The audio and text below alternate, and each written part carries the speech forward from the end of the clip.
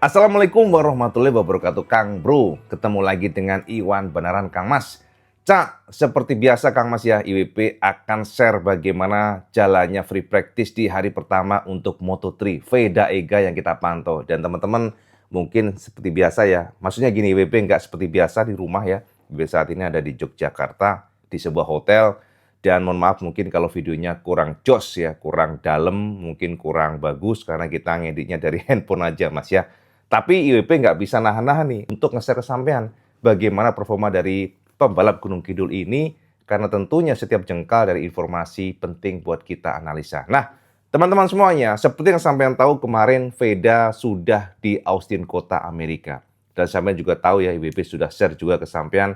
Kemarin kita sempat interview Veda, dan secara umum memang Veda tidak mematok target apapun. Itu suatu hal yang maklum Kang Mas ya, karena dia belum pernah di kota Amerika, sebuah sirkuit yang memang betul-betul tidak dikenal oleh Veda. Sama sekali teman-teman, walaupun dari Red Bull Cup sekalipun, ini sirkuit tidak masuk kalender. Karena Red Bull Cup itu semua sirkuitnya di Eropa, tidak di Amerika. Dan tentunya ini menjadi tantangan yang tidak mudah Mas. Nah, teman-teman harus tahu bahwa kota Amerika adalah sirkuit yang tricky sekali. Technical dan tricky. Ini adalah sirkuit yang anti-clockwise untuk yang tikungannya, Cap. Secara umum, tikungannya juga banyak banget. Dibandingkan dengan kemarin Brasil yang hanya 3,8 km, ini sirkuit yang panjang banget, Mas. Mencapai 5 km lebih, apalagi lurusnya, straightnya mencapai 1,2 km. Artinya apa? Artinya semua technical point itu betul-betul harus dipelajari oleh para pembalap. Dan itu tentu nggak mudah bagi Veda, Mas. Apalagi lawan-lawannya kan para veteran yang sama tahu sendiri, ada nama-nama yang sangat kuat. Dan para pembalap tersebut sudah berkali-kali ya di sirkuit kota Amerika, dan mereka paham betul detail seperti apa, racing lane seperti apa. Dan ini adalah proses bagi Veda. Ingat Mas, kemarin kita sudah interview Veda, dan sama tahu kan Veda mengatakan dia akan mencoba mempelajari bagaimana titik breakingnya, bagaimana racing lainnya, bagaimana motor reaksinya. Itu semuanya dikumpulkan dalam sebuah data yang nantinya akan dipelajari oleh Veda dan tim Honda Asia. Nah, teman-teman, sekilas informasi buat sampean. Ternyata kemarin, sampean harus tahu ya, bahwa di sirkuit kota Amerika ini sangat demanding pada ban. Dengan kombinasi tikungan mencapai 20 ya, teman-teman. Dan walaupun 20, sampean harus tahu bahwa kombinasinya 11 ke kiri dan 9 ke kanan. Makanya Marc Marquez suka banget sama tikungan ini, Cak. Karena anti-clockwise dan Marquez very strong untuk menikung ke kiri. Namun, yang menjadi permasalahan bagi para tim, khususnya yang belum pengalaman untuk pembalapnya, sirkuit ini sangat demanding pada ban untuk ke kanannya. Tikungan ke kirinya ada 11, sementara ke kanannya ada 9 tikungan. Tapi kok bisa boros bannya lebih ke tikungan kanannya. Nah, ini dia, Cak. Karena kenapa? Karena ada kombinasi tikungan 16 sampai 18 ini yang memang triple ya, triple right hander, dan itu betul-betul menguras ban. Nah, teman-teman, di sini kita lihat Veda masih mencoba untuk melihat seperti apa reaksi bannya, dan dia juga cukup bingung, Cak, untuk memilih bannya. Karena ketika menggunakan ban SC1 yang notabene lebih soft ya dibandingkan dengan SC2, masalahnya ban ini mengalami degradasi yang cukup cepat. Kemarin ya, Cak ya, para pembalap rata-rata menggunakan ban komposisi depannya medium, sementara belakangnya soft ya.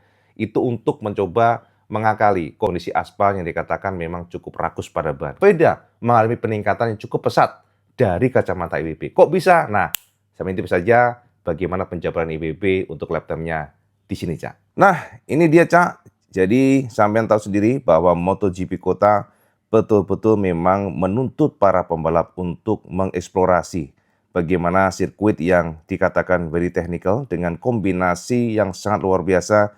Ada 20 tikungan yang mana ternyata bisa kita pastikan dengan yang terjadi kemarin pada free practice, maka Quiles ternyata menjadi pembalap terbaik, dan ini menjadi bukti bahwa KTM memang super strong di sini. Nah, lalu ke-8 Samela, sekali lagi KTM kembali, dan juga Morelli ke-9, Gorman ke-10, dan Rian Fernandez dari Leopard Racing menjadi pembalap terkencang ke-11. Tanda persaingan mereka memang saat ini ya cukup ketat teman-teman semuanya.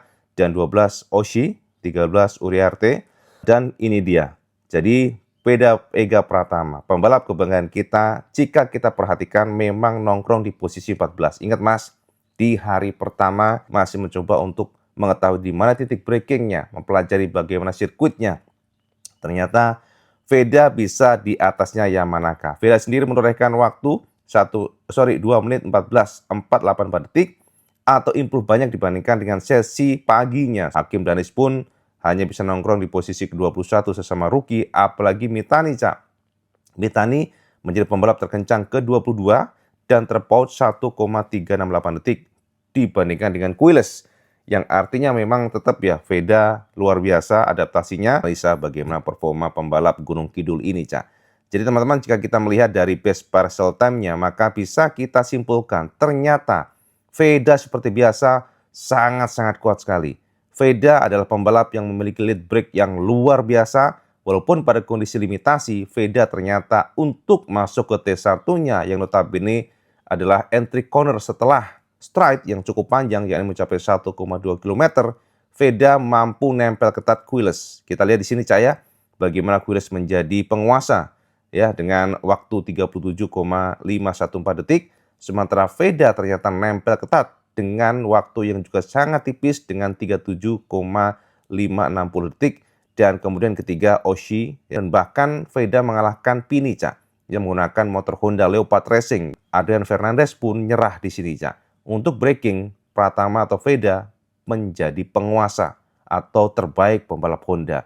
Sementara kita lihat di sini ya, Kang Mas ya, bahkan Hakim Danis pun hanya menjadi pembalap ke-18 untuk rankingnya, apalagi Mitani ke-22. Akan tetapi, Cak, kekuatan Veda ini tidak termaintain sampai dengan ke T2 ataupun T3. Kita lihat, Cak, T2, T3 yang memang rata-rata ini adalah sirkuit yang flowing sekali. Very fast corner dengan kombinasi di mana tikungan ke kanannya mencapai 9 dan menguras banget bannya, sementara ke kiri 11, jadi cukup unik. Akan tetapi yang unik adalah kan kondisi tikungan yang banyak ke kanan, ke kiri ya, tapi ternyata banyak menghabiskan di posisi tikungan ke kanan. Nah, teman-teman, T2, T3 ini kita lihat Veda betul-betul struggling. Dia betul-betul kesulitan. Bagaimana Quiles yang masih termaintain menjadi the best of the best untuk T2 ini, ternyata Veda jika kita lihat, Veda menjadi pembalap dengan posisi ranking ke-18 pada T2. Ini adalah kondisi yang tidak mudah. Apalagi, Cak, Veda kalau kita lihat ya teman-teman semuanya harus berjuang untuk mengimbangi para pembalap terbaik KTM dan juga Eropa. Dengan kondisi yang T2 terlempar seperti ini tentu tidak mudah.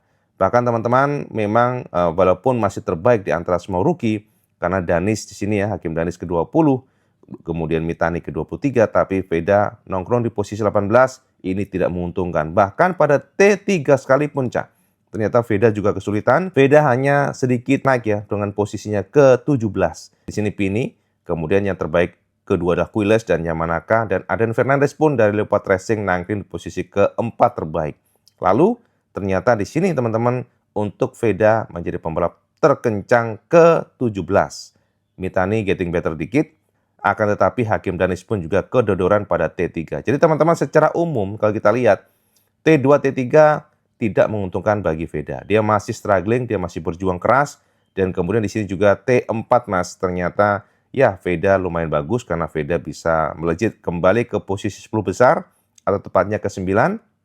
Akan tetapi ini tidak cukup, Cak, karena kita lihat di sini untuk last corner yang mana teman-teman semuanya ini adalah sebuah tikungan yang sangat tricky karena motor di-push, benar-benar di-push berat. Ternyata di sini kita lihat Kelso, Danis, dan Quiles yang menjadi penguasa top 3 ya maksudnya. Akan tetapi, Mas, yang menjadi perhatian IWB adalah, nah ini dia, Cak. Walaupun kita lihat di sini Veda hanya menjadi pembalap terbaik keberapa nih, Cak? Ke-9 ya teman-teman semuanya. Tapi secara umum dia bahkan mengungguli dari Adrian Fernandez, Cak. Karena Fernandez hanya menjadi pembalap terkencang ke-20 untuk last sektor ini. Dan ini adalah tanda bagaimana persaingan yang memang masih acak banget, Cak. Ini adalah gambaran bersama semuanya untuk best time ya, parcelnya, dan ternyata memang Veda secara general sulit pada T2 dan T3 seperti semuanya. Biasanya. Ini adalah gambaran top speed ya untuk para pembalap yang kemarin geber motornya di kota Amerika. Dan dari sini, Cak, ternyata siapa menyangka bahwa mesin Honda menjadi best of the best lewat Eddie Oshii. Nah, ini adalah pertanda sebenarnya mesin Honda ini memang super fast untuk top speed-nya. Kalau memang pas ya untuk settingannya, kemudian juga untuk ya semuanya lah Cak ya, paketnya, karena pembalapnya juga sangat berpengaruh. Dan Oishi adalah pembalap yang memang bagus banget di kota ini. Akan tetapi Mas, jika kita lihat di sini, ternyata secara umum Veda memang kurang menguntungkan di sini. Jadi Veda Cak menjadi pembalap yang terlempar cukup jauh dari sisi top speed ya. Kita lihat nih Veda nih Cak ya, nih Veda nih teman-teman semuanya. Dan Veda menorehkan top speed 236,5 km per jam KTM semuanya, dan sebenarnya secara general memang hanya Oishi aja nih yang kencang. Lainnya semuanya dikuasai oleh KTM, dan baru dari Oishi yang terkencang keduanya adalah Veda yang menjadi perhatian IWB ini. Kayaknya Oishi ini pakai busi apa nih Cak? Bisa kenceng banget ya Cak ya. Hanya dia doang nih Cak ya. Jadi memang ini gambar buat semuanya bagaimana persaingan di kota Amerika yang tentunya menjadi challenge bagi Veda Ega. Itu Cak kira-kira. Nah, jadi ngono ya Cak ya. Jadi sampai udah padang jinglang IWB jabarkan kesampaian posisi Veda seperti apa, dan juga tentunya kita para fans merah putih Veda khususnya dan juga Mario Aji, IWB sangat impress lah dengan debut dari Veda sebagai rookie yang sudah seperti ini. Nah, teman-teman, dari penjabaran tadi, maka bisa kita simpulkan Veda kesulitan pada T2 dan T3. Sekali lagi, ini adalah sebuah sirkuit yang memang sangat tricky sekali. Ya, T2, T3. Ini semua terkoneksi. WP sudah share sama semuanya tadi ya, bagaimana fast corner-nya. Veda cukup bagus, Cak, sebenarnya pada T1. Kemudian T2, demanding cukup menantang lah, challenging, dan ada sedikit perbaikan pada T3, dan juga getting better pada T4. Jadi itu ya, teman-teman, gambaran bersama semuanya. Tentu perjalanan masih panjang. Kita tidak banyak berharap, hopefully Veda bisa mencari ilmu di sana, bisa menggali seperti apa ya racing lainnya. Karena ya teman-teman, namanya balap itu nggak mudah. Salah sedikit aja untuk braking atau mengambil racing line, maka semuanya akan berbeda untuk outputnya. Makanya teman-teman, sekelas Veda yang notabene masih belum pernah di kota Amerika, dengan terpaut lap time-nya 0,7 detik, dibandingkan dengan Quiles, ini sudah dari kacamata IWB ya, sudah sangat bagus. Tinggal bagaimana Veda nanti mempertajam pelan dan pelan. Nah, challenge-nya nantinya Cak, pastinya adalah ban. Itu aja. IWB katakan pada saat race nanti ya, akan menjadi challenge atau tantangan yang cukup berat ya bagi para pembalap rookie pastinya.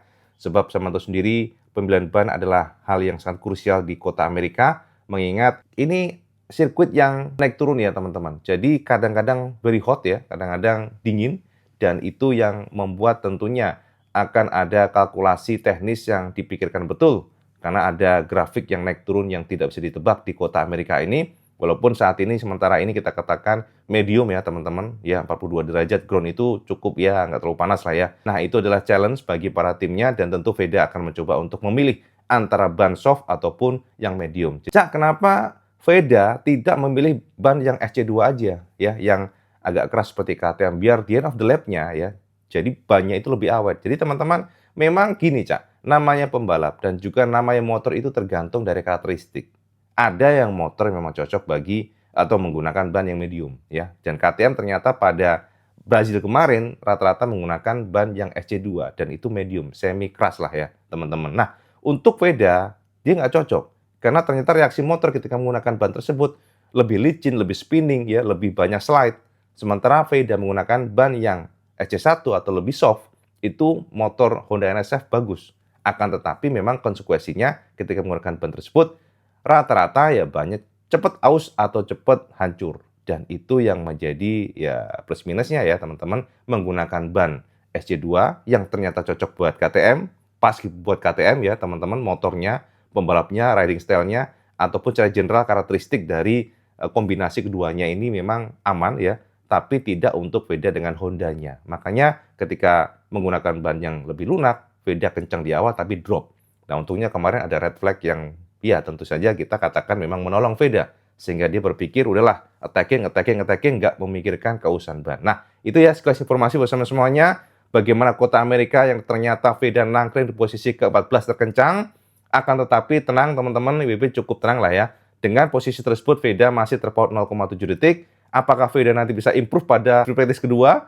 Hopefully demikian, berharap demikian. Sebab biasanya Veda pembalap yang adaptif, Veda berdasarkan data hari pertama biasanya bisa ngulik-ngulik lah teman-teman. Kemudian juga nantinya kita harapkan bisa memperpendek gapnya, walaupun kita nggak berharap banyak ya. Yang penting Veda bisa masuk top 7 aja udah luar biasa di kota ini. Sirkuit yang tidak pernah dirasakan oleh Veda. Sekali lagi, this is the first time, new experience. Dan kalau sama komen, Cak, tapi kan Brazil kemarin Veda juga masih pertama loh. Kemarin kan semuanya pertama, nggak hanya Veda, Cak. Semua pembalap no experience. Nah, masalahnya di kota Amerika, ini Veda yang no experience, new experience, sementara pembalap lainnya kan sudah ngelontok di luar kepala. Carpe, Quiles, dan sebagainya. Makanya ini tentu challenge-nya berbeda dibandingkan dengan Brazil yang sama-sama zero blank paper, ya. Tapi di sini, kota Amerika, Veda dan juga rookie lainnya, Mitani dan Hakim Danis yang blank paper. Lainnya sudah ngelontok. Itu adalah challenge tentunya. Berbeda sekali, Cak. Ya, dengan segala fakta tersebut, dipastikan ternyata Veda lolos ke Q2. Dan tentu saja, Cak, ini adalah raihan yang luar biasa. Perlu kita apresiasi dan kita berikan acungan jempol.